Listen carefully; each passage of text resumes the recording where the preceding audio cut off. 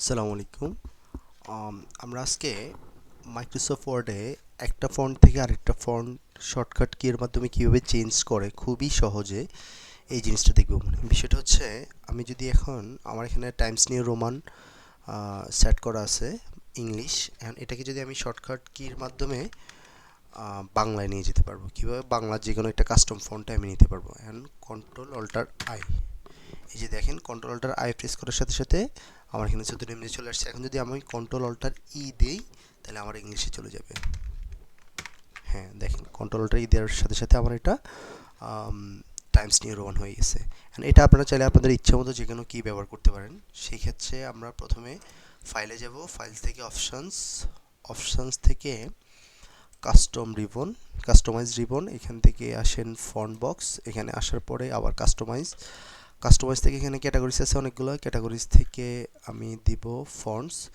এই ফন্টস থেকে আপনি ফন্ট সিলেক্ট করার সাথে সাথে আপনার এখানে যতগুলো ফন্ট কম্পিউটারে আছে সবগুলো সেট হবে, এখানে দেখাবে। আপনি এখানে যে কোনো একটা সিলেক্ট করে আপনি যদি টাইমস নিউ রোমান লিখতে চান, টাইমস নিউ রোমান হাতে লিখে দিলে চলে আসবে। এখন টাইমস নিউ রোমান দিয়ে আমি আগে কন্ট্রোল অল্টার ই দিয়ে সেট করছিলাম, এখন আমি চাইলে এটাকে রিমুভ করে নতুন করে দিতে পারি।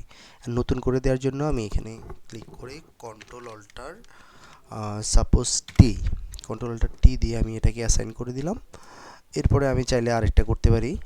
এখন এখানে এসে আবার আমি সুতুনি এমজি বাংলা ফন্ট, যেটা সাধারণত আমরা বাংলা লেখার জন্য ব্যবহার করি, এটা আমরা একটু নিই।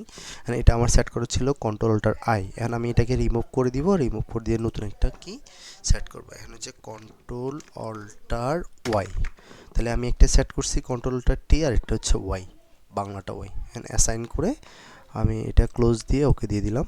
হ্যাঁ, দেন এখন আমরা দেখি, তাহলে আমার এখানে টাইমস নিউ রোমান ডিফল্টভাবে আছে। আমি এটাকে বাংলায় নিয়ে যাব, কন্ট্রোল অল্টার ওয়াই, শুধু এমনি চলে আসছে। এখন আমি কন্ট্রোল অল্টার টি দিব, কন্ট্রোল অল্টার টি, আবার টাইমস নিউ রোমান চলে আসছে।